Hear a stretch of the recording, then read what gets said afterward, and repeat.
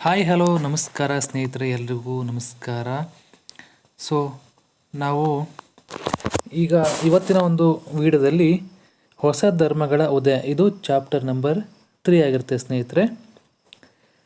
So ಹೋದ ವಿಡಿಯೋದಲ್ಲಿ ನೀವು ಚಾಪ್ಟರ್ ನಂಬರ್ 2 ನೋಡಿರ್ತೀರ. ಇದು ಚಾಪ್ಟರ್ ನಂಬರ್ 3, ಹೊಸ ಧರ್ಮಗಳ ಉದಯ. ಕ್ರಿಸ್ತಪೂರ್ವ 6ನೇ ಶತಮಾನದ ಕಾಲವನ್ನು ಜಾಗತಿಕ ಇತಿಹಾಸದ ಒಂದು ಪರಿವರ್ತನಾ ಯುಗ ಅಥವಾ ಹೊಸ ಧರ್ಮಗಳ ಉದಯ ಕಾಲ ಎನ್ನುವರು. ಈ ಕಾಲವನ್ನು ರಾಜಕೀಯ, ಸಾಮಾಜಿಕ ಮತ್ತು ಧಾರ್ಮಿಕ ಕ್ಷೇತ್ರದಲ್ಲಿ ಬದಲಾವಣೆ ಕಾಲ ಎನ್ನಲಾಗುವುದು. ಕ್ರಿಸ್ತಪೂರ್ವ 6ನೇ ಶತಮಾನದಲ್ಲಿ ಇಸ್ರೇಲ್ ಅಂದರೆ ಯಹೂದಿ, ಪರ್ಷಿಯಾ ಜರತುಷ್ಟ್ರ, ಚೀನಾದಲ್ಲಿ ಕನ್ಫ್ಯೂಷಿಯಸ್ ಆ್ಯಂಡ್ ಲಾವೋತ್ಸೆ, ಭಾರತದಲ್ಲಿ ಜೈನ ಹಾಗೂ ಬೌದ್ಧ ಧರ್ಮಗಳು ಸ್ಥಾಪನೆಯಾದವು. ಯಾವಾಗ? ಕ್ರಿಸ್ತಪೂರ್ವ 6ನೇ ಶತಮಾನದಲ್ಲಿ. ಬಿಹಾರ ರಾಜ್ಯವನ್ನು ಹೊಸ ಧರ್ಮಗಳ ಉಗಮನದ ತವರು ಮನೆ ಎನ್ನುವರು. ಯಾವ ಬಿಹಾರ ರಾಜ್ಯವನ್ನು? ಓಕೆ. ಜೈನ ಹಾಗೂ ಬೌದ್ಧ ಧರ್ಮಗಳು ವೈದಿಕ ಧರ್ಮದ ವಿರುದ್ಧದ ಪ್ರತಿಭಟನೆ. ಓಕೆ ಸ್ನೇಹಿತರೆ, ನೆಕ್ಸ್ಟ್ ನೋಡೋಣ. ಈಗ ಭಾರತದಲ್ಲಿ ಹೊಸ ಧರ್ಮಗಳ ಉಗಮಕ್ಕೆ ಕಾರಣ. ವೈದಿಕ ಧರ್ಮ ತುಂಬ ಕಠಿಣ ಮತ್ತು ದುಬಾರಿಯಾಗಿತ್ತು. ಯಜ್ಞ ಯಾಗಾದಿಗಳು, ಮೂಢನಂಬಿಕೆಗಳು, ವರ್ಣ ಧರ್ಮದಲ್ಲಿ ಪುರೋಹಿತಶಾಹಿಯ ಪ್ರಾಬಲ್ಯ, ಸಂಸ್ಕೃತ ಭಾಷೆಯಲ್ಲಿದ್ದ ವೇದ ಮತ್ತು ಉಪನಿಷತ್ತಲ್ಲಿದ್ದ ತಾತ್ವಿಕ ವಿಚಾರಗಳು ಜನಸಾಮಾನ್ಯರಿಗೆ ಅರ್ಥವಾಗ್ತಿರಲಿಲ್ಲ. ಯಜ್ಞಗಳ ಸಮಯದಲ್ಲಿ ಪ್ರಾಣಿ ಬಲಿಯಿಂದ ಗೋವಿನ ಸಂತತಿ ನಶಿಸಿ ಹೊರಟಿತ್ತು. ಬ್ರಾಹ್ಮಣರ ಶ್ರೇಷ್ಠತೆ ಸಾರಲು ವರ್ಣಭೇದ ಸೃಷ್ಟಿ ಅಂದರೆ ಜಾತಿ ಪದ್ಧತಿ ಬಂತು. ಈ ಎಲ್ಲ ಕಾರಣಗಳಿಂದ ಜನಸಾಮಾನ್ಯರಿಗೆ ದಾರಿ ಕಾಣದಾಗಿತ್ತು. ಅರಿವಿನ ದಾರಿ ಕಾಣದೆ ಜನ ಸಮುದಾಯ ನರಳುವಾಗ ಅರಿತು ದಾರಿ ತೋರಿಸುವ ಮಹಾಪುರುಷರು ಅವತರಿಸುತ್ತಾರೆ. ಓಕೆ, ಈಗ ನೋಡ್ತಾ ಹೋಗೋಣ. ಮೊದಲಿಗೆ ಜೈನ ಧರ್ಮ. ಇದು ಹಿಂದೂ ಧರ್ಮದ ಸುಧಾರಣಾ ಧರ್ಮವಾಗಿರುತ್ತೆ. 24 ಜನ ತೀರ್ಥಂಕರಿರ್ತಾರೆ ಜೈನ ಧರ್ಮದಲ್ಲಿ. 22 ಜನ ತೀರ್ಥಂಕರರು ಪೌರಾಣಿಕ ವ್ಯಕ್ತಿಗಳಾಗಿರ್ತಾರೆ. ಓಕೆ, 22 ಜನ ತೀರ್ಥಂಕರ ಎಂದರೆ ಪವಿತ್ರ ಉಪದೇಶ ನೀಡುವವರು ಅಥವಾ ಜೈನ ಪ್ರವಾದಿ ಅಂತ ಕರೀತಾರೆ. ಜೈನ ಧರ್ಮದ ಚಿಹ್ನೆ ಏನಾಯಿತು? ಸ್ವಸ್ತಿಕ್ ಮತ್ತು ಅಭಯ ಹಸ್ತ ಇತ್ತು, ಅವರ ಒಂದು ಧರ್ಮದ ಚಿಹ್ನೆ. ಪೂಜಾ ಸ್ಥಳ ಬಸದಿ ಅಂತ ಕೇಳಿರ್ತೀರ. ಬಸದಿಗಳಾಗಿರ್ತವೆ. ನೆಕ್ಸ್ಟ್ ಋಷಭನಾಥ ನೋಡೋಣ ಸ್ನೇಹಿತರೆ. ಇವರು ಮೊದಲ ತೀರ್ಥಂಕರರು. ಯಾರು? ಋಷಭನಾಥ ಅವರು. ಇವರನ್ನು ಆದಿಗುರು ಅಥವಾ ಆದಿಬ್ರಹ್ಮ ಅಂತ ಕರಿತಾ ಇತ್ತು. ಓಕೆ.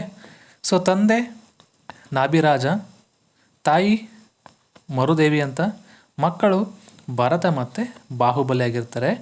ಚಿಹ್ನೆ ಋಷಭ ಅಂದರೆ ಎತ್ತಿನ ಆಕಾರ, ಎತ್ತಿರುತ್ತದೆ ಚಿಹ್ನೆ. ಜಾತಿ ಪದ್ಧತಿ ಖಂಡಿಸಿ ಸಮಾನತೆಯ ಪ್ರತಿಪಾದನೆ. ಇಷ್ಟು ಋಷಭನಾಥ ಬಗ್ಗೆ. ಓಕೆ. ಪ್ರಾಣಿ ಬಲಿ ಮತ್ತು ಯಜ್ಞ ಯಾಗಾದಿಗಳಿಗೆ ವಿರೋಧ ಮಾಡ್ತಾ ಇದ್ರಂತೆ. ಅಹಿಂಸಾ ತತ್ವವನ್ನು ಪ್ರಬಲವಾಗಿ ಪ್ರತಿಪಾದಿಸಿದ ಇವರು ಸಕಲ ಜೀವರಾಶಿಗೂ ಮತ್ತು ಗಿಡ ಮರಗಳಿಗೂ ಅಹಿಂಸಾ ತತ್ವ ಅನ್ವಯ. ಓಕೆ. ನೆಕ್ಸ್ಟ್ ನೋಡೋಣ ಸ್ನೇಹಿತರೆ, ಪಾರ್ಶ್ವನಾಥ. ಓಕೆ, ಇವರು 23ನೇ ತೀರ್ಥಂಕರಾಗಿರ್ತಾರೆ. ಯಾರು? ಪಾರ್ಶ್ವನಾಥ. ಜನನ ಕ್ರಿಸ್ತಪೂರ್ವ 850. ತಂದೆ ಅಶ್ವಸೇನ, ಬನಾರಸನ ಕಾಶಿಯ ರಾಜ. ಯಾರು? ಬನಾರಸನ ಕಾಶಿಯ ರಾಜ ಯಾರು ಅಂದರೆ ಅಶ್ವಸೇನ. ತಾಯಿ ಪ್ರಭಾವತಿ.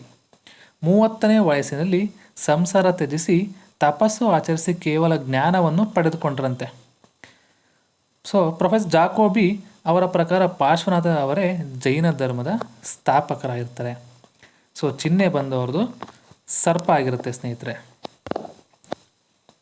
ಈಗ ಬೋಧನೆಗಳು ಯಾವುವಂದರೆ ಸತ್ಯ, ಅಹಿಂಸೆ, ಆಸ್ತೆ ಅಂದರೆ ಕದಿಯದಿರೋದಿರೋದು, ಅಪರಿಗ್ರಹ ಸಂಪತ್ತಿನ ವ್ಯಾಮೋಹ ಬಿಡುವುದು. ಇಷ್ಟು 4 ಅವರು ಬೋಧನೆಗಳಿರ್ತವೆ ಸ್ನೇಹಿತರೆ. ಇವು 4 ನೀವು ನೋಟ್ ಮಾಡ್ಕೊಳ್ಳಿ. ನೆಕ್ಸ್ಟ್ ನೋಡೋಣ ಈಗ ವರ್ಧಮಾನ ಮಹಾವೀರ ಬಗ್ಗೆ. ಇವರು 24ನೇ ತೀರ್ಥಂಕರ ಹಾಗೂ ಕೊನೆಯ ತೀರ್ಥಂಕರ ಆಗಿರ್ತಾರೆ. ಇವರು ಜೈನ ಧರ್ಮದ ನಿಜವಾದ ಸ್ಥಾಪಕರು. ಜನನ ಯಾವಾಗಾಯಿತು ಅಂದರೆ ಕ್ರಿಸ್ತಪೂರ್ವ 599, ವೈಶಾಲಿ ಸಮೀಪದ ಕುಂತಗ್ರಾಮ ಅಥವಾ ಕುಂಡಲಾಪುರ ಅಂತ ಕರೀತಾರೆ. ಸೊ ಅಲ್ಲಿ ಜನನ ಆಗಿದ್ದು. ತಂದೆ ಹೆಸರು ಸಿದ್ಧಾರ್ಥ, ಜ್ಞಾತ್ರಿಕ ಎಂಬ ಕ್ಷತ್ರಿಯ ಕುಲವೊಂದರ ಮುಖ್ಯಸ್ಥ ಆಗಿರ್ತಾರೆ. ಸೊ ತಾಯಿ ತ್ರಿಶೂಲಾದೇವಿ, ಲಿಚ್ಚವಿಗಳು ಎಂಬ ಕುಲಕ್ಕೆ ಸೇರಿರ್ತಾರೆ. ಸೊ ಹೆಂಡತಿ ಹೆಸರು ಯಶೋಧ, ಮಗಳು ಪ್ರಿಯದರ್ಶಿನಿ ಅನೋಜ, ಅಳಿಯ ಜಮಾಲಿ, ಮಹಾವೀರನ ಮೊದಲ ಶಿಷ್ಯ ಆಗಿರ್ತಾರೆ ಅವರ ಅಳಿಯ. ಮಹಾವೀರನು ತನ್ನ 30ನೇ ವಯಸ್ಸಿನಲ್ಲಿ ಸಂಸಾರವನ್ನು ತ್ಯಜಿಸ್ತಾರೆ. 13 ವರ್ಷಗಳ ಕಠಿಣ ದಂಡನೆ ಮತ್ತು ಆಳವಾದ ಧ್ಯಾನವನ್ನು ಮಾಡ್ತಾರೆ. ಸೊ ಇವರ ಚಿನ್ನ ಒಂದು ಸಿಂಹ ಆಗುತ್ತೆ ಸ್ನೇಹಿತರೆ. ಸೊ ಜ್ಞಾನೋದಯ ಬಗ್ಗೆ ತಿಳ್ಕೊಳ್ಳೋಣ. 43ನೇ ವಯಸ್ಸಿನಲ್ಲಿ ವೈಶಾಖ ಮಾಸದ 10ನೇ ದಿನ ಬಿಹಾರದ ಜೃಂಬಿಕಾ ಗ್ರಾಮದಲ್ಲಿ ರುಜುಪಾಲಿಕ ನದಿಯ ದಡದಲ್ಲಿ ಸಾಲ ಮರದ ಕೆಳಗೆ ಜ್ಞಾನೋದಯವಾಯಿತಂತೆ. ಸೊ ಕೈವಲ್ಯ, ಸುಪ್ರೀಂ ನಾಲೆಡ್ಜ್ ಎಂಬ ಅತ್ಯುನ್ನತ ಜ್ಞಾನವನ್ನು ಪಡೆದು ಜಿನನಾದರಂತೆ. ಜಿನ ಎಂದರೆ ಪ್ರಾಪಂಚಿಕ ಸುಖ ದುಃಖಗಳನ್ನು ಹತ್ತಿಕ್ಕಿದವನು, ಅಂದರೆ ರಾಗದ್ವೇಷಗಳನ್ನು ಗೆದ್ದವನು.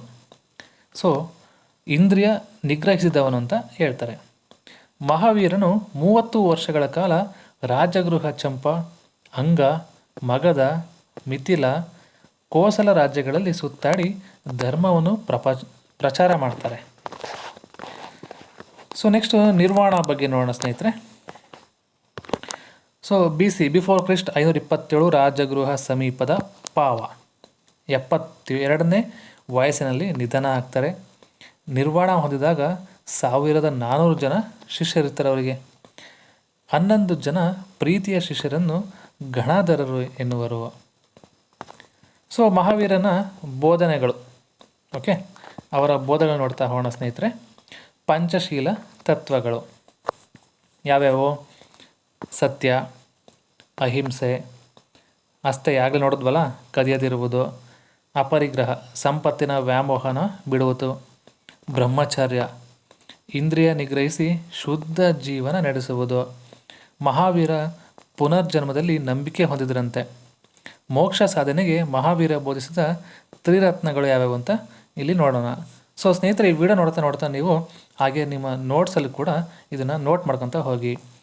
ಸೊ ಮೋಕ್ಷ ಸಾಧನೆಗೆ ಮಹಾವೀರ ಯಾವುದು ಬೋಧಿಸಿದ್ದಾರೆ ಅಂತಂದರೆ ಸಮ್ಯಕ್ ಜ್ಞಾನ ಅಂದರೆ ರೈಟ್ ನಾಲೆಡ್ಜ್, ಸಮ್ಯಕ್ ನಂಬಿಕೆ ರೈಟ್ ಫೈತ್, ಸಮ್ಯಕ್ ನಡತೆ ರೈಟ್ ಕಂಡಕ್ಟ್.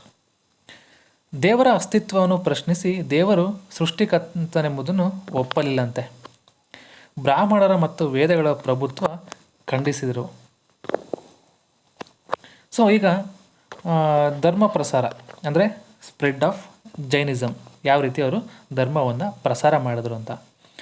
ಮಹಾವೀರನು ಸಂಸ್ಕೃತ ಭಾಷೆಯನ್ನು ಬಿಟ್ಟು ಪ್ರಾಕೃತ ಭಾಷೆಯಲ್ಲಿ ಬೋಧಿಸಿದ್ರಂತೆ. ಅವರ ಸಂಸ್ಕೃತ ಭಾಷೆ ಬಿಟ್ಟು ಪ್ರಾಕೃತ ಭಾಷೆ, ಓಕೆ. ಚಂದ್ರಗುಪ್ತ ಮೌರ್ಯ, ಮಗಧದ ಬಿಂಬಸಾರ, ಕಳಿಂಗದ ಕಾರವೇಲ, ಅಮೋಘವರ್ಷ ನೃಪತುಂಗ, ಪಲ್ಲವರ, ಮಹೇಂದ್ರ ವರ್ಮ ಈ ಧರ್ಮದ ಅನುಯಾಯಿಗಳಾಗಿರ್ತಾರೆ. ದಕ್ಷಿಣ ಭಾರತಕ್ಕೆ ಜೈನ ಧರ್ಮ ಪರಿಚಯಿಸಿದ ರಾಜ ಚಂದ್ರಗುಪ್ತ ಮೌರ್ಯ, ಓಕೆ. ದಕ್ಷಿಣ ಭಾರತಕ್ಕೆ ಜೈನ ಧರ್ಮ ಪರಿಚಯಿಸಿದ ಮುನಿ ಭದ್ರಬಾಹು, ಓಕೆ. ಸೊ ಇದನ್ನ ನೋಟ್ ಮಾಡ್ಕೊಳ್ಳಿ ಸ್ನೇಹಿತರೆ. ಇಷ್ಟು ಧರ್ಮ ಪ್ರಸಾರ ಯಾವ ರೀತಿ ಆಯಿತು ಅಂತ ನೋಡಿದ್ವಿ. ಈಗ ನೋಡೋಣ ಜೈನ ಧರ್ಮದ ಪಂಗಡಗಳು. ಸೊ ಪಂಗಡಗಳು ಯಾವಿತ್ತು ಅಂತ ನೋಡ್ತಾ ಹೋಗೋಣ. Sects of Jainism. ಕ್ರಿಸ್ತಪೂರ್ವ 4ನೇ ಶತಮಾನದಲ್ಲಿ ಜೈನ ಧರ್ಮದಲ್ಲಿ 2 ಪಂಗಡಗಳು ಹುಟ್ಟಿಕೊಂಡವು. ಸೊ 2 ಪಂಗಡಗಳು ಯಾವುವು ಅಂತಂದರೆ ಶ್ವೇತಾಂಬರರು ಮತ್ತು ದಿಗಂಬರರು. ಈ 2 ಪಂಗಡಗಳು ಹುಟ್ಕೊಳ್ತವೆ. ಸೊ ಶ್ವೇತಾಂಬರಗಳಲ್ಲಿ ನೋಡೋಣ, ಪಾರ್ಶ್ವನಾಥನ ಅನುಯಾಯಿಗಳು ಬರ್ತಾರೆ, ಶ್ವೇತ ವಸ್ತ್ರಧಾರಿಗಳು ಬರ್ತಾರೆ, ಆಚರಣೆಗಳು ಸರಳ ಇರುತ್ತೆ, ಉತ್ತರ ಭಾರತದಲ್ಲಿ ಹೆಚ್ಚಾಗಿ ನೆಲೆಸಿದ್ದಾರಂತೆ. ಸೊ ದಿಗಂಬರರು ನೋಡೋಣ, ಮಹಾವೀರನ ಅನುಯಾಯಿಗಳಾಗಿರ್ತಾರೆ, ನಿರ್ವಸ್ತ್ರಧಾರಿಗಳಾಗಿರ್ತಾರೆ, ಆಚರಣೆಗಳು ಜಟಿಲ ಆಗಿರ್ತವೆ. ಸೊ ದಕ್ಷಿಣ ಭಾರತದಲ್ಲಿ ಹೆಚ್ಚಾಗಿ ನೆಲೆಸಿದ್ದಾರೆ ಯಾರು? ದಿಗಂಬರರು. ಸೊ ಮುಂದೆ ನೋಡೋಣ ಸಲ್ಲೇಖನ ವ್ರತ. ಜೀವನದಲ್ಲಿ ಇನ್ನೇನು ಆಸೆಗಳಿಲ್ಲವೆಂದು ದೇಹವನ್ನು ಕಠಿಣ ಉಪವಾಸಗಳಿಂದ ದಂಡಿಸಿ ಪ್ರಾಣ ಬಿಟ್ಟು ಮುಕ್ತಿ ಪಡೆಯೋದು. ಇದಕ್ಕೇನಂತ ಕರೀತಾರೆ? ಸಲ್ಲೇಖನ ವ್ರತ ಅಂತ ಕರೀತಾರೆ. ಸೊ ಇವರ ಪವಿತ್ರ ಗ್ರಂಥ ಒಂದು ಆಗಮ ಸಿದ್ಧಾಂತ ಅಂತ. ಓಕೆ, ಜೈನ ಧರ್ಮದ ಭಾಷೆ ಯಾವುದಂದ್ರೆ ಪ್ರಾಕೃತ, ಅಂದರೆ ಅರ್ಧ ಮಾಗಧಿ ಅಂತ ಕರೀತಾರೆ. ಸೊ ಜೈನ ಧರ್ಮದ ಸಮ್ಮೇಳನ ಎಲ್ಲೆಲ್ಲಿ ನಡೀತು, ಯಾವಾಗ ನಡೀತು ಅಂದರೆ, ಸೊ ಪ್ರಥಮ ಸಮ್ಮೇಳನ ಅಂದರೆ ಫಸ್ಟ್ನೇದು ನಡೆದ ವರ್ಷ ಕ್ರಿಸ್ತಪೂರ್ವ 300. ಸ್ಥಳ ಎಲ್ಲಿ? ಪಾಟಲಿಪುತ್ರದಲ್ಲಿ. ಅಧ್ಯಕ್ಷ ಸ್ಥೂಲಭದ್ರ ಆಗಿರ್ತಾರೆ. ನಿರ್ಣಯ: ಜೈನ ಧರ್ಮದ ಪವಿತ್ರ ಗ್ರಂಥಗಳನ್ನು ಸಂಗ್ರಹಿಸಿ ಧರ್ಮ ಜ್ಞಾನವನ್ನು ಪುನರುಜ್ಜೀವನಗೊಳಿಸುವುದು ಇವರ ನಿರ್ಣಯ ಆಗಿತ್ತು. ಸೊ ದ್ವಿತೀಯ ಸಮ್ಮೇಳನದಲ್ಲಿ ಏನಾಯಿತು, ಯಾವಾಗ ನಡೀತು ಅಂದರೆ ಕ್ರಿಸ್ತಶಕ 512. ಸ್ಥಳ ಎಲ್ಲಿ? ಗುಜರಾತಿನ ವಲ್ಲಭಿಯಲ್ಲಿ. ಅಧ್ಯಕ್ಷರು ಯಾರಿದ್ರು? ದೇವೇಂದ್ರ ಕ್ಷಮಾಶ್ರಮಣ ಅಂತ ಅಧ್ಯಕ್ಷರಿದ್ದರು. ಸೊ ಅಲ್ಲಿ ನಿರ್ಣಯ ಏನು ಮಾಡಿದ್ರು? ಜೈನ ಧರ್ಮದ ಗ್ರಂಥಗಳನ್ನು ಕ್ರಮಬದ್ಧವಾಗಿ ಬರೆಯುವುದು. ಸೊ ಇಲ್ಲಿ ನೋಡಿದ್ರಿ, ಪ್ರಥಮ ಸಮ್ಮೇಳನದಲ್ಲಿ ಅವನ್ನು ಸಂಗ್ರಹಿಸಿ ಧರ್ಮಜ್ಞಾನವನ್ನು ಪುನರುಜ್ಜೀವನಗೊಳಿಸೋದಾಯಿತು. ಸೊ ಎರಡನೇ ಸಮ್ಮೇಳನದಲ್ಲಿ ಅವು ಗ್ರಂಥಗಳನ್ನು ಕ್ರಮಬದ್ಧವಾಗಿ ಬರೆಯುವುದು ಇವರು ನಿರ್ಣಯ ಮಾಡಿದ್ರು. ಸೊ ಇವರ ಜೈನ ಧರ್ಮದಿಂದ ಏನೇನು ಕೊಡುಗೆಗಳು ಆಯಿತು? ಜೈನ ಧರ್ಮದ ಅಹಿಂಸಾ ತತ್ವವು ಗಾಂಧೀಜಿಯವರಿಗೆ ಸ್ವಾತಂತ್ರ್ಯ ಹೋರಾಟದಲ್ಲಿ ಪ್ರೇರಣೆ ಆಯಿತಂತೆ. ಓಕೆ, ದುಬಾರಿಯಾಗಿದ್ದ ವೈದಿಕ ಧರ್ಮವು ಸುಧಾರಿಸಿಕೊಳ್ಳುವಂತೆ ಎಚ್ಚರ ನೀಡಿತು. ಜೈನ ಕವಿಗಳು ಕನ್ನಡ ಸಾಹಿತ್ಯದ ಬೆಳವಣಿಗೆಗೆ ಅಡಿಪಾಯ ಹಾಕಿದ್ರಂತೆ. ಉದಾಹರಣೆ ಯಾರಪ್ಪ? ಪಂಪ, ಪೊನ್ನ, ರನ್ನ, ಜನ್ನ, ನಾಗಚಂದ್ರ, ಅಜಿತ ಸೇನಾಚಾರ್ಯ, ಚಾವುಂಡರಾಯ. ಇಷ್ಟು ಕನ್ನಡ ಸಾಹಿತ್ಯದ ಬೆಳವಣಿಗೆ ಇವರು ಅಡಿಪಾಯ ಹಾಕ್ತಾರೆ. ಗುಜರಾತಿನ ಕುಮಾರಪಾಲ ನಿರ್ಮಿಸಿದ ರಾಜಸ್ಥಾನದ ಮೌಂಟ್ ಅಬುವಿನಲ್ಲಿರುವ ದಿಲ್ವಾರ ದೇವಾಲಯಗಳು ಜೈನ ಧರ್ಮಕ್ಕೆ ಸೇರುತ್ತವೆ.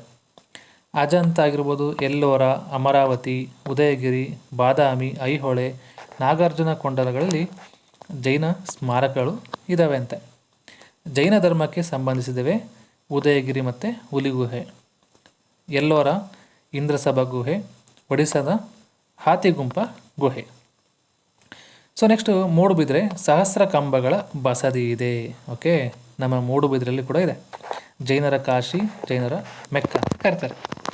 ಓಕೆ, ಸೊ ಕರ್ನಾಟಕದಲ್ಲಿರುವ ಗೊಮ್ಮಟೇಶ್ವರ ಅಂದರೆ ಬಾಹುಬಲಿ ವಿಗ್ರಹಗಳು ಎಲ್ಲೆಲ್ಲಿದೆ?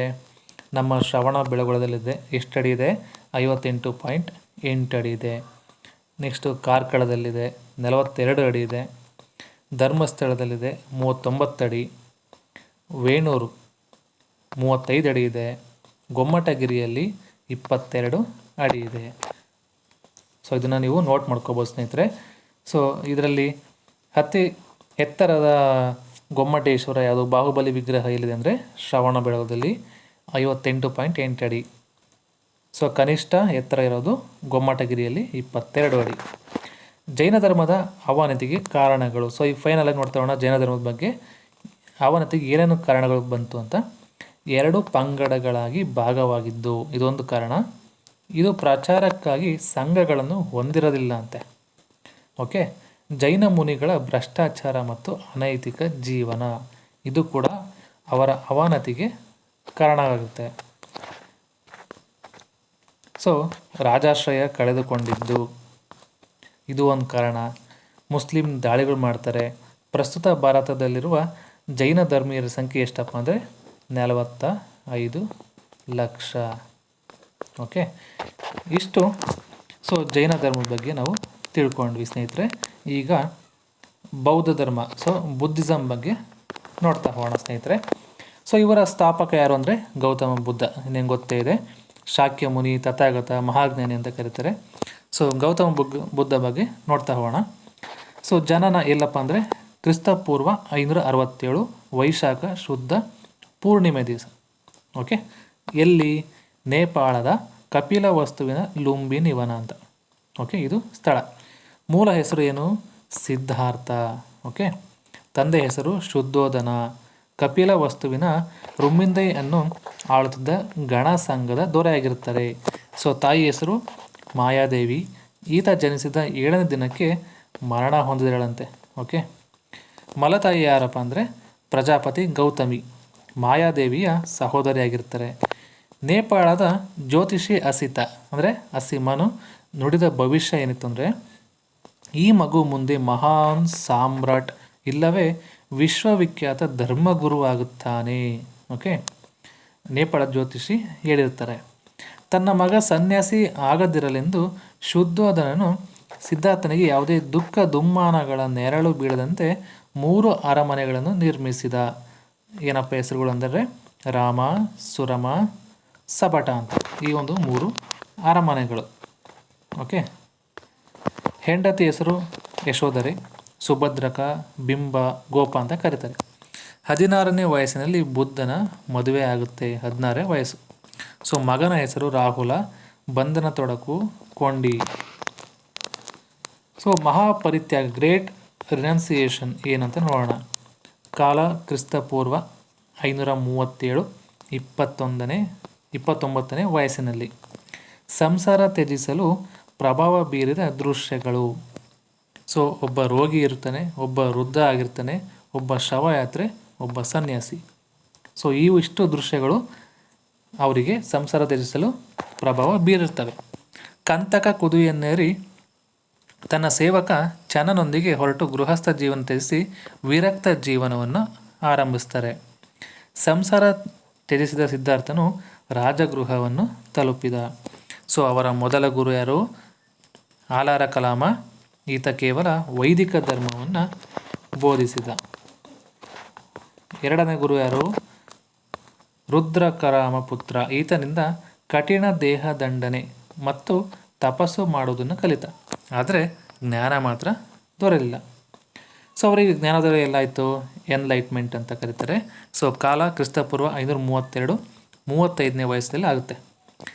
ಸ್ಥಳ ಬಿಹಾರದ ಗಯಾದಲ್ಲಿ ನಿರಂಜನ ಅಥವಾ ಫಾಲ್ಗು ನದಿಯ ದಡದಲ್ಲಿ ಅರಳಿ ವೃಕ್ಷದ ಕೆಳಗೆ ಇವರಿಗೆ ಜ್ಞಾನೋದಯ ಆಗುತ್ತೆ. ಬುದ್ಧನಿಗೆ ಭಿಕ್ಷೆ ನೀಡಿದ ಮೊದಲ ಮಹಿಳೆ ಸುಜಾತ ಅಂತ. 47 ದಿನಗಳ ತಪಸ್ಸಿನ ನಂತರ ಜ್ಞಾನೋದಯವಾಯಿತಂತೆ, ವೈಶಾಖ ಪೂರ್ಣಿಮೆಯ ದಿವಸ. ಗಯಾವು ಬುದ್ಧ ಗಯಾವಾದರೆ ಅರಳಿ ವೃಕ್ಷವು ಬೋಧಿ ವೃಕ್ಷ ಆಯ್ತಂತೆ. ಸೊ ಸಿದ್ಧಾರ್ಥನು ಬುದ್ಧನಾದ. ಬುದ್ಧ ತಥಾಗತ, ಜ್ಞಾನ ಮತ್ತು ಸತ್ಯವನ್ನು ಅರಿತವನು ಯಾರು? ಬುದ್ಧ ಅಂತ ಕರೀತಾರೆ. ಸೊ ಈಗ ಮೊದಲ ಅವರ ಪ್ರವಚನ ನೋಡೋಣ. ಧರ್ಮಚಕ್ರ ಪ್ರವರ್ತನ ಅಂತ. ಸೊ ಕಾಲ ಬಿಫೋರ್ ಕ್ರಿಸ್ಟ್ 532. ಸ್ಥಳ ಎಲ್ಲಿ? ಉತ್ತರ ಪ್ರದೇಶದ ಬನಾರಸ್ ಸಮೀಪದ ಸಾರನಾಥ ಜಿಂಕೆವನ ಅಂತ. ಮೊದಲ ಪ್ರವಚನದಲ್ಲಿ ಆಯ್ಕೆಯಾದ ಶಿಷ್ಯರು ಯಾರು? ಬುದ್ಧ ಕೊಂಡನ್ಯ, ವಪ್ಪ, ಅಸ್ಸಾಜಿ, ಬಲ್ಲಾಜಿ, ಮಹಾನಾಮ. ಓಕೆ, ಇವರ ಮೊದಲ ಶಿಷ್ಯ ಯಾರು? ಆನಂದ. ಪ್ರೀತಿಯ ಶಿಷ್ಯ ಯಾರು? ಅನಾಥ ಪಿಂಡಕ. ಪ್ರಸಿದ್ಧ ಶಿಷ್ಯ ಯಾರು? ಅಂಗುಲಿಮಾಲ ಡಕಾಯಿತ. ಪ್ರೀತಿಯ ಶಿಷ್ಯ ಯಾರು? ವಿಶಾಖ. ಪ್ರಸಿದ್ಧ ಶಿಷ್ಯ ಯಾರು? ಆಮ್ರಪಾಲಿ. ಸೊ ಇದು ಇವರ ಪ್ರವಚನಗಳ ಬಗ್ಗೆ. ಈಗ ಮಹಾಪರಿನಿರ್ವಾಣ ಅಂತ ನೋಡೋಣ. ಸೊ ಕಾಲ ಯಾವಾಗ? ಬಿಫೋರ್ ಕ್ರಿಸ್ಟ್ 487, 80ನೇ ವಯಸ್ಸಿನಲ್ಲಿ. ಸ್ಥಳ ಉತ್ತರ ಪ್ರದೇಶದ ಗೋರಖಪುರ ಜಿಲ್ಲೆಯ ಕುಶಿನಗರ ಅಂತ. ಓಕೆ. ಬುದ್ಧನ ಜನನ, ಜ್ಞಾನೋದಯ, ಪರಿತ್ಯಾಗ ಎಲ್ಲವೂ ಹುಣ್ಣಿಮೆಯೆಂದೇ ಸಂಭವಿಸಿದ್ದರಿಂದ ಬುದ್ಧನ ಜನ್ಮದಿನವನ್ನು ಬುದ್ಧ ಪೂರ್ಣಿಮೆ ಎನ್ನುವರು. ಸೊ ನೆಕ್ಸ್ಟ್, ಬುದ್ಧನು ಕಪಿಲ ವಸ್ತುವಿಗೆ ಭೇಟಿ ನೀಡಿದ ಬುದ್ಧನು ಸಂಬಂಧಿಕರಿಗೆ ಉಪದೇಶ ನೀಡಿದ. ಕಾಶಿ, ಸಾರನಾಥ, ರಾಜಗೃಹ, ಕೌಶಾಂಬಿ, ಮಗಧ, ಕೋಸಲ, ಅಂಗ, ಮಿಥಿಲ, ಕಪಿಲ ವಸ್ತುಗಳಿಗೆ ಭೇಟಿ ನೀಡಿದ ಧರ್ಮ ಪ್ರಚಾರ ಮಾಡಿದನು. ಸೊ ಸ್ನೇಹಿತರೀಗ ಘಟನೆ ನೋಡೋಣ, ಮತ್ತು ಅದರ ಚಿಹ್ನೆಗಳು ನೋಡ್ಕೊತ ಹೋಗೋಣ. ಸೊ ಘಟನೆ ಜನನ, ಚಿಹ್ನೆ ಕಮಲ ಬರುತ್ತೆ.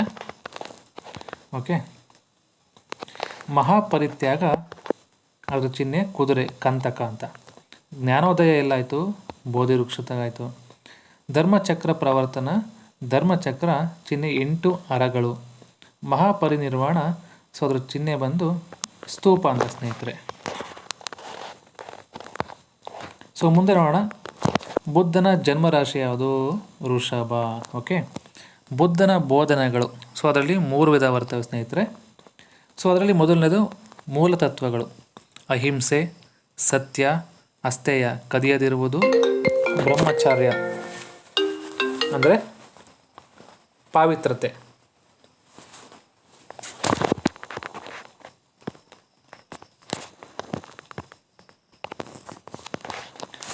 ಸೊ ನೆಕ್ಸ್ಟ್ ನೋಡೋಣ ಸ್ನೇಹಿತರೆ. ಎರಡನೇದು 4 ಆರ್ಯ ಸತ್ಯಗಳು ಅಂದರೆ ನೋಬಲ್ ಟ್ರುತ್ಸ್. ಜಗತ್ತು ದುಃಖದಿಂದ ಕೂಡಿದೆ, ಆಸೆಯೇ ದುಃಖಕ್ಕೆ ಮೂಲ. ಆಸೆಗಳನ್ನು ತೊರೆದರೆ ಕರ್ಮ ಮಾರ್ಗದ ಮೂಲಕ ಮುಕ್ತಿಯನ್ನು ಪಡೆಯಬಹುದು. ದುಃಖವನ್ನು ನಿವಾರಿಸಲು ಅಷ್ಟಾಂಗ ಮಾರ್ಗ ಅನುಸರಿಸಬೇಕು ಅಂತ ಈ ಒಂದು ಬೋಧನೆಗಳಲ್ಲಿ ಹೇಳುತ್ತೆ. ಸೊ ಮೂರನೇದು ನೋಡೋಣ, ಅಷ್ಟಾಂಗ ಮಾರ್ಗಗಳು ಅಂದರೆ 8 ಫೋಲ್ಡ್ ಪಾತ್ ಅಂತ ಕರೀತಾರೆ. ಒಳ್ಳೆಯ ನಂಬಿಕೆ, ಒಳ್ಳೆಯ ಆಲೋಚನೆ, ಒಳ್ಳೆಯ ನಡತೆ, ಒಳ್ಳೆಯ ಮಾತು, ಒಳ್ಳೆಯ ಪ್ರಯತ್ನ, ಒಳ್ಳೆಯ ಧ್ಯಾನ, ಇಷ್ಟು. ಓಕೆ. ಸೊ ಒಳ್ಳೆಯ ವಿಚಾರ, ಒಳ್ಳೆಯ ಜೀವನೋಪಾಯ, ಇಷ್ಟು ಹೇಳ್ತಾರೆ. ಬುದ್ಧನು ಧರ್ಮಾಚರಣೆ, ಪ್ರಾಣಿ ಬಲಿ, ಯಜ್ಞಯಾಗಾದಿ, ವೇದಗಳ ಬ್ರಾಹ್ಮಣತ್ವ ಹಾಗೂ ಜಾತಿ ಪದ್ಧತಿಯನ್ನು ಖಂಡಿಸಿದರಂತೆ. ಬುದ್ಧ ನಡತೆಗೆ ಹೆಚ್ಚು ಒತ್ತು ನೀಡಿದರಂತೆ. ಬುದ್ಧ ದೇವರ ಅಸ್ತಿತ್ವದ ಬಗ್ಗೆ ಏನೂ ಹೇಳಲಿಲ್ಲ. ಬುದ್ಧನಿಗೆ ಕರ್ಮ ಮತ್ತು ಪುನರ್ಜನ್ಮದಲ್ಲಿ ನಂಬಿಕೆ ಇತ್ತಂತೆ. ಮಹಿಳೆಯರಿಗೂ ಧರ್ಮದಲ್ಲಿ ಅವಕಾಶವನ್ನು ಕಲ್ಪಿಸಿದರು. ಜನಪರತೆ ಮತ್ತು ಸಮಾನತೆಯ ಆಧಾರದ ಮೇಲೆ ಧರ್ಮವನ್ನು ಬೋಧನೆ ಮಾಡಿದಂತೆ. ಬುದ್ಧ ಏಷ್ಯಾದ ಬೆಳಕು, ಎಡ್ವಿನ್ ಆರ್ನಾಲ್ಡ್ ಅಂತ ಬರುತ್ತೆ. ಓಕೆ. ಬುದ್ಧ ಏಷ್ಯಾದ ಜ್ಞಾನ ಪ್ರದೀಪ, ಕೆನೆತ್ ಸೌಂಡರ್ಸ್ ಅದನ್ನ ಹೇಳ್ತಾರೆ. ಬುದ್ಧ ಜಗತ್ತಿನ ಜ್ಞಾನ ಪ್ರದೀಪ ಅಂದರೆ ರೈಸ್ ಡೇವಿಡ್ ಅವರು ಹೇಳ್ತಾರೆ. ಸೊ ಬೌದ್ಧ ಧರ್ಮದ ಜನಪ್ರಿಯತೆಗೆ ಕಾರಣಗಳು. ಸೊ ಬೌದ್ಧ ಧರ್ಮದ ಸಮ್ಮೇಳನಗಳು ನೋಡ್ತಾ ಹೋಗೋಣ ಈಗ. ಸೊ ಸಭೆ ಒಂದನೇದು ಕಾಲ ಬಿಫೋರ್ ಕ್ರಿಸ್ಟ್ 483. ಸ್ಥಳ ಇಲ್ಲಿ ರಾಜಗೃಹದಲ್ಲಿ. ಅಧ್ಯಕ್ಷರು ಮಹಾಕಶ್ಯಪ. ಆಯೋಜಕ ಅಜಾತಶತ್ರು ಹರ್ಯಂಕ ಆಗಿರ್ತಾರೆ. ಬೆಳವಣಿಗೆಗಳು ಸುತ್ತ ಪೀಠಕ ಮತ್ತು ವಿನಯ ಪೀಠಕ ರಚನೆಯಾದವಂತಲ್ಲಿ. ಓಕೆ. ಸೊ ಎರಡನೇದು ಬಿಫೋರ್ ಕ್ರಿಸ್ಟ್ 383. ಓಕೆ. ವೈಶಾಲಿ, ಸಭಾಗಮಿ, ಕಾಲಶೋಕ ಅಂದರೆ ಆಯೋಜಕ ಯಾರು? ಶಿಶುನಾಂಗ ಅಂತ. ಸೊ ಬೌದ್ಧರಲ್ಲಿ ಮಹಾಸಾಂಘಿಕರು ಮತ್ತು ಸ್ಥವಿರವಾದಿಗಳು ಹುಟ್ಟಿಕೊಂಡರಂತೆ. ಸೊ ನೆಕ್ಸ್ಟು ಮೂರನೇ ಸಭೆ ನೋಡೋಣ ಸ್ನೇಹಿತರೆ. ಸೊ ಬಿಫೋರ್ ಕ್ರಿಸ್ಟ್ 250ರಲ್ಲಿ ನಡೆಯುತ್ತೆ. ಸೊ ಸ್ಥಳ ಎಲ್ಲಾಯಿತು ಪಾಟಲಿಪುತ್ರ. ಅಧ್ಯಕ್ಷರು ಯಾರು? ಮೊಗ್ಗಲಿಪುತ್ತ ಅಂತ.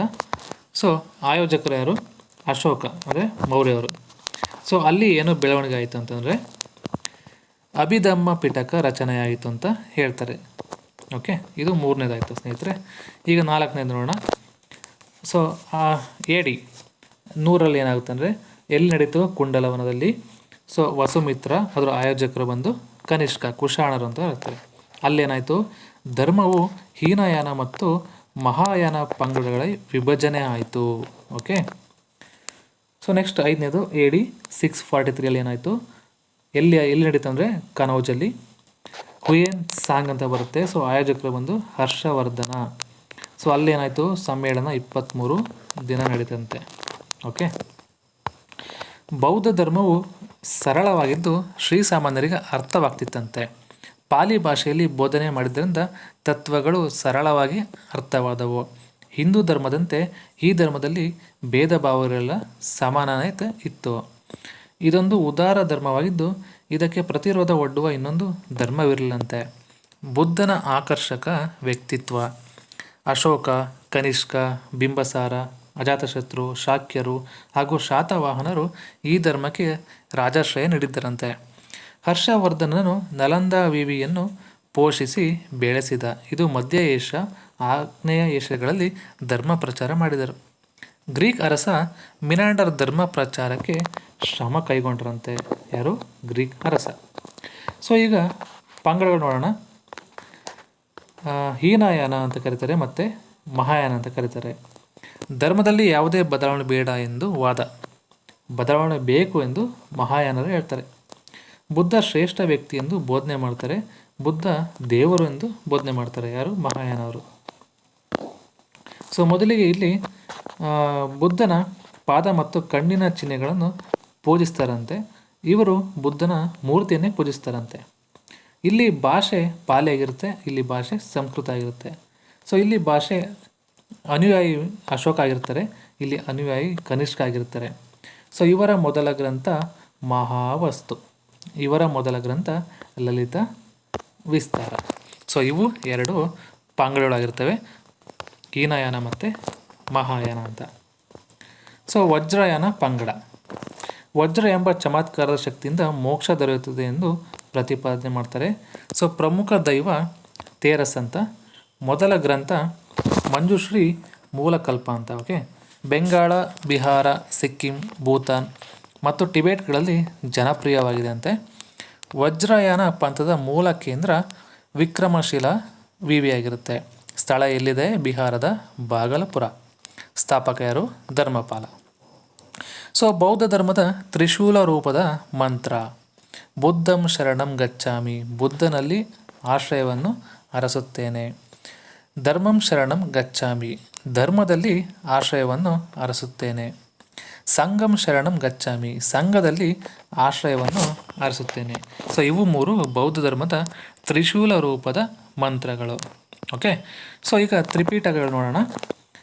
ಬೌದ್ಧ ಧರ್ಮದ ಬಗ್ಗೆ ವಿನಯ ಪಿಟಕ, ರಚನೆ, ಉಪಾಲಿ, ಬುದ್ಧ ಭಿಕ್ಷುಗಳು ಅನುಸರಿಸಬೇಕಾದ ನಿಯಮಗಳು. ಸುತ್ತ ಪಿಟಕ ಅಂದರೆ ರಚನೆ, ಆನಂದ ಮಾಡ್ತಾರೆ. ಇದರಲ್ಲಿ 548 ಜಾತಕ ಕಥೆಗಳಿದ್ದು ಬುದ್ಧನ ಪೂರ್ವ ಜೀವನದ ಕುರಿತು ವಿವರಿಸುತ್ತದೆ. ಸೊ ಅಭಿಧಮ್ಮ ಪಿಟಕ ದರ್ಶನಶಾಸ್ತ್ರದ ಕುರಿತು ವಿವರಿಸುತ್ತಂತೆ. ಸೊ ಕೆಲವೊಂದೀಗ ನೋಟ್ಸ್ ನೋಡೋಣ ಸ್ನೇಹಿತರೆ. ಬುದ್ಧ ತನ್ನ ಅನುಯಾಯಿಗಳಿಗೆ ಉಪದೇಶದ ದೀಕ್ಷೆಗಳು ಪಬ್ಬಜ್ಜ ಉಪಸಂಪದ ಅಂತ. ಟಿಬೆಟ್ನಲ್ಲಿ ದೊರೆತ ಬೌದ್ಧ ಗ್ರಂಥ ದಿವ್ಯವದನ. ಶ್ರೀಲಂಕಾದಲ್ಲಿರುವ ಮಹಾಯಾನ ಗ್ರಂಥಗಳು ದೀಪವಂಶ ಮತ್ತು ಮಹಾವಂಶ ಅಂತ. ಮಲಗಿರುವ ಬುದ್ಧನು ಬೆಟ್ಟ ಇರುವ ಸ್ಥಳ ಶಹಾಪುರ ಅಂದರೆ ಯಾದಗಿರಿಯಲ್ಲಿದೆ. ಭಾರತದಲ್ಲಿರುವ ಅತಿ ದೊಡ್ಡ ಚೈತ್ಯಾಲಯ ಕಾರ್ಲೆ ಎಲ್ಲಿದೆ? ಮಹಾರಾಷ್ಟ್ರದಲ್ಲಿದೆ. ಕರ್ನಾಟಕದಲ್ಲಿ ಬುದ್ಧನ ಅವಶೇಷಗಳಿರುವ ಸ್ಥಳ ಸನ್ನತಿ, ಕಲಬುರಗಿಯಲ್ಲಿ ಸ್ತೂಪ. ಓಕೆ, ಅಲ್ಲಿದೆ ಏನು? ಬುದ್ಧನ ಅವಶೇಷಗಳು. ಬುದ್ಧನ ಕೊನೆಯ ಉಪದೇಶ ಕೇಳಿದ ವ್ಯಕ್ತಿ ಯಾರಪ್ಪ? ಸುಭದ್ರ. ಬುದ್ಧನ ಕೊನೆಯ ಮಾತು ಅಷ್ಟಾಂಗ ಮಾರ್ಗದಲ್ಲಿ ನಂಬಿಕೆ ಇಡು ಅಂತ. ಸೊ ಸ್ತೂಪ ಅಂದರೆ ಬುದ್ಧನ ಅವಶೇಷಗಳ ಮೇಲೆ ಕಟ್ಟಿದ ಗುಮ್ಮಟಾಕಾರದ ಕಟ್ಟಡಗಳಿಗೆ ಸ್ತೂಪ ಅಂತ ಕರೀತಾರೆ. ವಿಹಾರ ಅಂದರೆ ಭಿಕ್ಷುಗಳ ಆಶ್ರಯ ತಾಣಗಳು. ಚೈತ್ಯಾಲಯ ಅಂದರೆ ಬೌದ್ಧರ ಪ್ರಾರ್ಥನಾ ಮಂದಿರಕ್ಕೆ ಚೈತ್ಯಾಲಯ ಅಂತ ಕರೀತಾರೆ. ಸೊ ಈ ಒಂದು ಬೌದ್ಧ ಧರ್ಮದ ಅವನತಿಗೆ ಕಾರಣಗಳು ಏನೇನು? 2 ಪಂಗಡಗಳಾಗಿ ಇಬ್ಬಾಗವಾಗಿದ್ದು, ಸಂಸ್ಕೃತ ಭಾಷೆಯಲ್ಲಿ ಬೋಧನೆ ಮಾಡಿದ್ದು ಒಂದು ಕಾರಣ, ಭಿಕ್ಷುಗಳ ಅನೈತಿಕತೆ, ರಾಜಾಶ್ರಯ ಕಳೆದುಕೊಂಡಿದ್ದು, ಹಿಂದೂ ಧರ್ಮದಲ್ಲಿ ನವೋದಯ, ಮುಸ್ಲಿಂ ದಾಳಿಗಳು. ಇಷ್ಟು ಬೌದ್ಧ ಧರ್ಮದ ಅವನತಿಗೆ ಕಾರಣವಾಯಿತು ಸ್ನೇಹಿತರೆ. ಸೊ ಸ್ನೇಹಿತರೆ, ಇವು ನೋಡಿದ್ರಲ್ಲ. ಸೊ ಇವತ್ತಿನ ಒಂದು ವಿಡಿಯೋದಲ್ಲಿ ನಾವು ಏನು ತಿಳ್ಕೊಂಡ್ವಿ? ಹೊಸ ಧರ್ಮಗಳ ಉದಯ. ಈ ಒಂದು ಚಾಪ್ಟರ್ನ ನಾವು ಕಂಪ್ಲೀಟಾಗಿ ಎಲ್ಲ ಡಿಸ್ಕಸ್ ಮಾಡಿದ್ವಿ ಸ್ನೇಹಿತರೆ. ಸೊ ಈ ಒಂದು ವಿಡಿಯೋ ನಿಮಗೆ ತುಂಬ ಇಷ್ಟ ಆಗಿದೆ ಅಂದ್ಕೋತೀನಿ. ಸೊ ಇಷ್ಟ ಆಗಿದ್ರೆ ಲೈಕು, ಶೇರು, ಕಮೆಂಟು ಮತ್ತು ಸಬ್ಸ್ಕ್ರೈಬ್ ಮಾಡೋದು ಮಾತ್ರ ಮರಿಬೇಡಿ. ಸೊ ಈ ಥರ ಕಾಂಪಿಟೇಟಿವ್ ಎಕ್ಸಾಮಿನೇಷನ್ಸ್ಗೆ ಯಾರ್ಯಾರೆಲ್ಲ ಪ್ರಿಪೇರ್ ಆಗ್ತಾಯಿದ್ದೀರೋ ಅವರಿಗೆಲ್ಲ ಈ ಒಂದು ವಿಡಿಯೋನ ಶೇರ್ ಮಾಡಿ, ಅವ್ರಿಗೂ ಕೂಡ ಹೆಲ್ಪ್ ಆಗಲಿ ಸ್ನೇಹಿತರೆ. ಸೊ ಇಷ್ಟನ್ನು ಹೇಳಿ ಈ ಒಂದು ವಿಡಿಯೋನ ಇಲ್ಲಿಗೆ ಮುಗಿಸ್ತಾ ಇದ್ದೀನಿ. ಮತ್ತೆ ಸಿಗೋಣ ಮುಂದಿನ ಒಂದು ಚಾಪ್ಟರ್ನಲ್ಲಿ. ಧನ್ಯವಾದಗಳು.